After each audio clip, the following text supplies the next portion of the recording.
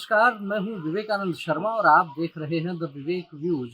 The Vivek views के इस episode में मैं चर्चा करूंगा 3 ऐसे शब्द जो इस समय भारत की राजनीति में सर्वाधिक चर्चा में हैं।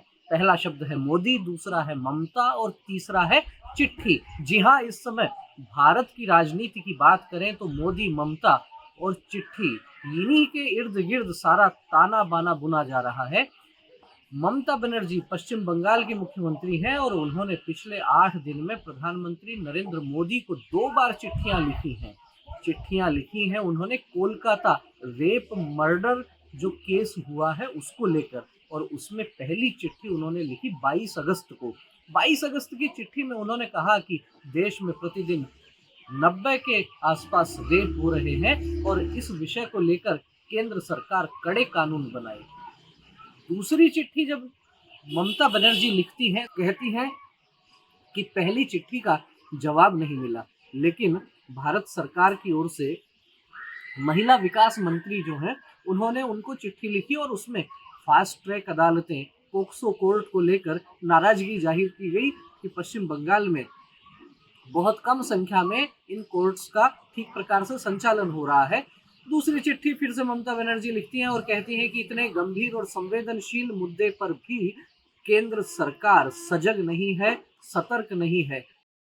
कुल मिलाकर समझा जा सकता है कि ममता बनर्जी इन चिट्ठियों के माध्यम से जो उनके खिलाफ आक्रोश पनप रहा है उसको डाइवर्ट करना चाह रही हैं। वे पश्चिम बंगाल की बिगड़ती लचर कानून व्यवस्था का ठीकरा भी मोदी के माथे फोड़ना चाहती हैं। इस प्रकार से समझा जा सकता है कि जिस तरीके से कोलकाता में जो रेप और मर्डर कांड हुआ, मेडिकल कॉलेज में उसके तार कहां से कहां जुड़ रहे थे, किस प्रकार से वहां सीबीआई की एंट्री होती है और फिर सीबीआई के अधिकारियों का ममता बनर्जी जिस तरीके से विरोध करती हैं, इन तमाम चीजों से समझा जा सकता है कि आखिर ममता बनर्जी के दिमाग में क्या चल रहा है। भारत की जनता बहुत भोली है और इस भोली भाली जनता को राजनेता किस तरीके से बरगलाने का प्रयास करते हैं, इसका भी एक उदाहरण इस मामले से समझा जा सकता है।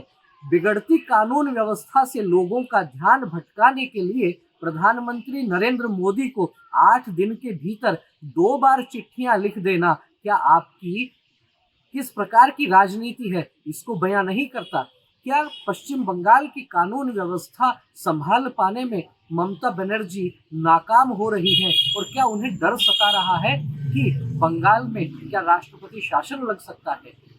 ममता बनर्जी का वहां के राज्यपाल के साथ जिस प्रकार से संपर्क संबंध रहा है वो कोई स्नेहपूर्ण नहीं रहा। याद कीजिए, इस समय जो उपराष्ट्रपति हैं जगदीप धनखड़, वे जब राज्यपाल थे उस समय कैसी तनातनी चलती थी, और इस समय भी निश्चित रूप से कहा जा सकता है कि राजभवन के साथ ममता बनर्जी के रिश्ते सामान्य नहीं हैं। और इन परिस्थितियों में जब ममता बनर्जी के खिलाफ महिलाओं का गुस्सा फूट रहा है, युवा सड़कों पर उतर रहे हैं, भारतीय जनता पार्टी के कार्यकर्ता विरोध प्रदर्शन किए जा रहे हैं, ऐसे में चिट्ठी लिख देना और चिट्ठी के बाद सारा ठीकरा मोदी के माथे फोड़ देना आखिर कहां तक जायज है।